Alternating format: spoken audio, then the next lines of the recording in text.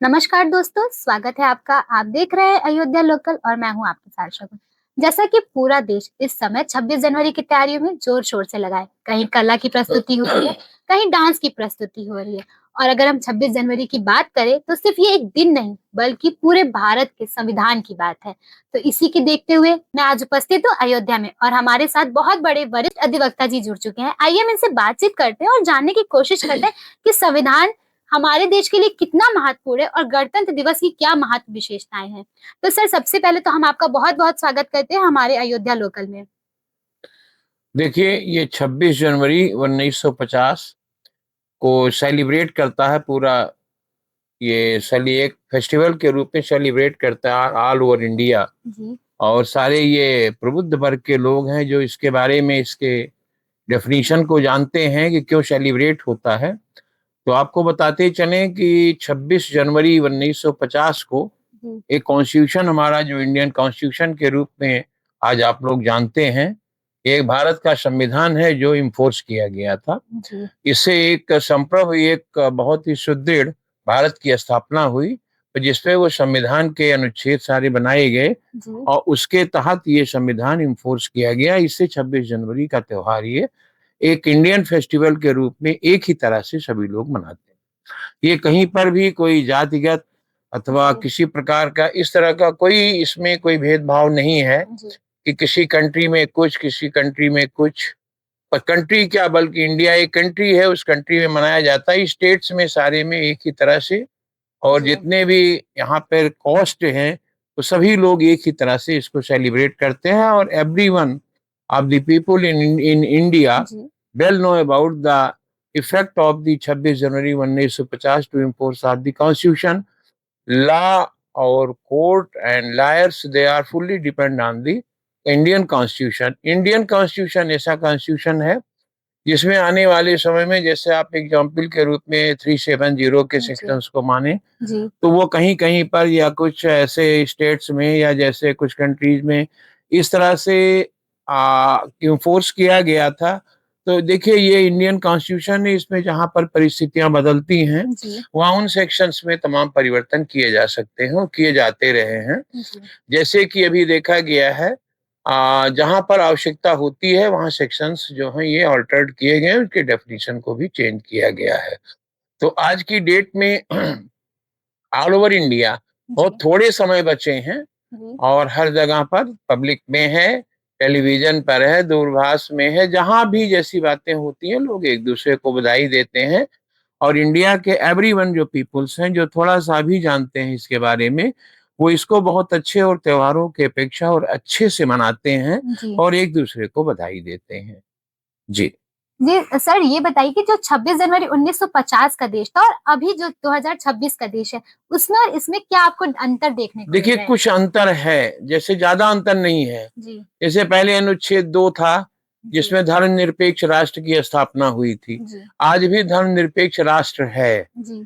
लेकिन वहां पर कहीं-कहीं थोड़ा-सा कुछ अपने बारे में आप भी जानते हैं। जी। इंडिया गवर्नमेंट ने एक बिल इस तरह से लाया गया कि जिसमें आपके सेक्शन 370 और कुछ सेक्शंस हैं ऐसे, जी। जिसके कुछ विंग्स जो थे उनको ऑल्टर किया गया।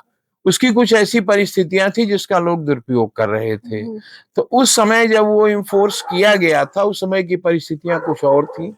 आज की परिस्थितियां वो दूसरा रूप ले चुकी थी, क्योंकि उसका जो दुरुपयोग किया जा रहा था, जी। दुरुपयोग का तात्पर्य यह है कि जब किसी भी संविधान के अनुच्छेद को पढ़ने के बाद उसका अनुपालन किया जाए तो वो ठीक है।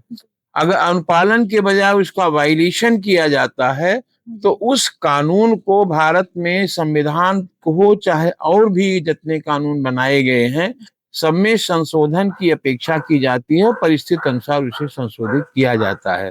तो ज्यादा परिवर्तन नहीं, लगभग संविधान वही है। उसके थोड़े से चेंज किए गए हैं अनुच्छेद, जो कि आज भारत देश में प्रभावी हैं। इससे हम आप सारे लोग जो है सुखी हैं। और जहां तक एक मुस्लिम कम्युनिटी की बात की जाए, लोग कहते हैं भाई ये तो 370 का इस तरह से बेजा फायदा हुआ, बेजा फायदा लिया और लोगों ने वोट की, पॉलिटिक्स की। ऐसा नहीं है। जी। जी। देखिए देखिए, भारत देश को सुदृढ़ बनाने के लिए देखिए, जो लोग भारत देश में आ चुके हैं they are Indian, if he can be called Indian. उसमें ये नहीं कहा जा सकता है कि ये यहाँ के हैं वहां के हैं, बट उनको भी चाहिए, that is duty of himself that he should cooperate according to the bylaws and according to the Indian constitution, he should follow. लेकिन जब फॉलो नहीं करते हैं तो वो कॉन्स्टिट्यूशन को फिर स्ट्रिक्ट बनाने की जरूरत पड़ती है, तो वो अमेंडेड एक कॉन्स्टिट्यूशन कहा जा सकता है। लेकिन तब से आज तक में संविधान में कोई ज्यादा परिवर्तन नहीं है, लेकिन आज का एक सुदृढ़ संविधान है और परंपरागत रूप से, जिसको कि हम सभी लोग फॉलो करते हैं, फॉलो करना चाहिए। जी सर, आपने बिल्कुल अच्छी बात बताई कि हमें फॉलो करना चाहिए। सर, मैं ये भी जानने का थोड़ा-सा कोशिश करना चाहती हूँ कि अभी जब बात करते हैं हम संविधान की, तो आज के युवा किस तरह से संविधान को फॉलो कर रहे हैं और क्या कानून व्यवस्थाओं में कुछ बदलाव होना चाहिए? आपके अनुसार लगता है आपको कुछ बदलाव होना चाहिए? देखिए, युवा जो है, जो यूथ है, यूथ जो संविधान को जानते ही नहीं है, जी, वो केवल एक कॉस्ट इस पर बात करते हैं और वो ये समझते हैं कि मुझे इन सब चीजों में तकलीफ हुई है तो ये चीजों को रिवोक कर देना चाहिए, हम लोग इंडिपेंडेंटली जो चाहे वो। जी, लेकिन जिस दिन पूरे देश में, चाहे जो देश हो, चाहे इंडिया हो, चाहे यूएस हो, चाहे चाइना हो, चाहे पाकिस्तान हो, जी, जो भी देश अपने संविधान के विपरीत कार्य करना शुरू करेगा, वहां के यूथ हो, चाहे मीडियम एज के लोग हो, चाहे बहुत ही बुजुर्ग हो, जी, जब वो वायलेशन करना शुरू करेंगे तो वो तार-तार होना शुरू होगा। उससे स्थिति ये पैदा होगी कि बीच में जातिवाद, बीच में तमाम तरह के न्यूसेंस, जी, तमाम तरह के वायलेंस, ये अपने आप में क्रिएट हो जाएंगे। आज की डेट में अगर संशोधन नहीं किया जाएगा जी, तो युवा और युवाएं ये कहीं न कहीं अपने रास्ते से भटक जाएंगे जी, और फिर वो कोई गलत ऐसा काम करना शुरू कर देंगे जो न धर्म के मुताबिक रह जाएगा और न संप्रदाय के मुताबिक रह जाएगा। तो कुछ चीजें अल्टर करने के लिए गवर्नमेंट बाध्य हो जाती है।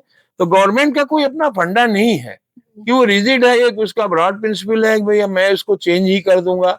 वो चेंज करने के लिए बाध्य हो जाती, देखती है कि इसमें सुधार नहीं आ पा रहा है।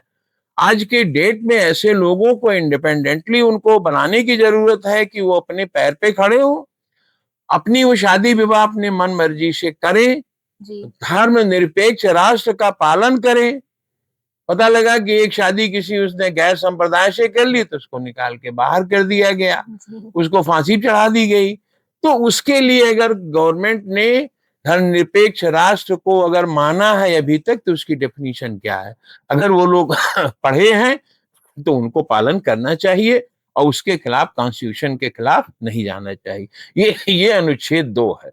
टू एक्ट 8 जी, डेटेड 23 अगस्त 2004, जो एक एक्ट अमेंडेड एक्ट है वो इन्फोर्स हो गया जी, और आज उसका इफेक्ट देखा जा रहा है कि daughters, mother and son, everyone है, नो प्रॉब्लम। जी, So now time to time the government have a duty to alter the amendment in legislature, in constitution, in every stages which need a carefully जी, necessary, then it should be modified and should be amended. तो वो संशोधन किया जाना चाहिए जो मौके पर जो परिस्थितियां बने। देखिए, सारे एक्ट जो बने गए हैं, बनाए जी, गए हैं, ये सारे एक्ट आजकल के सभी प्रांतों के लिए वो जो भौगोलिक स्थिति पर बनाए गए, जी, जो जैसे मैदानी भाग है, कहीं का पठारी भाग है, जी, कहीं जी, का और कुछ भाग है, जलप्लावित है पूरा। तो हर भागों में अलग-अलग लोकल एक्ट बनाए गए। जी, उस लोकल एक्ट में सारे ये सब कॉन्स्टिट्यूशन के ही विंग हैं, उन्हीं के पार्ट हैं। जी, जी, तो वो बनाए गए इसलिए कि जहां पर होल्डिंग है, जोत है, वहां के दूसरे कानून है। जी, पठारी भाग है, वहां का दूसरा कानून है। जी, जो ऐसे एरिया जो है पूरा का पूरा वाटर लॉज एरिया है, जी, तो उसके दूसरे कानून है। It is quite clear that the government and authority have got a full duty, pious duty, ji, to amend time to time of the legislature, constitution and everything. जी, जो कि लोगों को अच्छा लाभ पहुंचाए, वही कॉन्स्टिट्यूशन भारत के लिए एक अच्छा कॉन्स्टिट्यूशन है। जी, हम आज भारत के कॉन्स्टिट्यूशन की कद्र करते हैं, जिसे माननीय भीमराव अंबेडकर साहब ने कॉन्स्टिट्यूट किया जी, और जिसे इन्फोर्स किया गया, दैट वाज इन्फोर्स ऑन 26 जनवरी 1950। हम उसका ऑनर करते हैं और कॉन्स्टिट्यूशन की सराहना करते हैं कि हमारे इंडिया का कॉन्स्टिट्यूशन बहुत बढ़िया है, वेरी फाइन है, everything is very clear by अनुच्छेद सच एंड सच। तो हम इसीलिए उसको सेलिब्रेट करते हैं, आदर देते हैं, उससे एक हर्ष की स्थिति पैदा होती है। कॉन्स्टिट्यूशन में सारी चीजें दी गई हैं, जी। उसका अगर आप फ्लो आउट करते हैं, आप उसको मानते नहीं है, वायलेशन करते हैं, then you are very and very. If any person which has been follows the constitution of Indian constitution of 1950, then this is very good and fine constitution, और उसका ऑनर करते हैं। इसी के साथ धन्यवाद।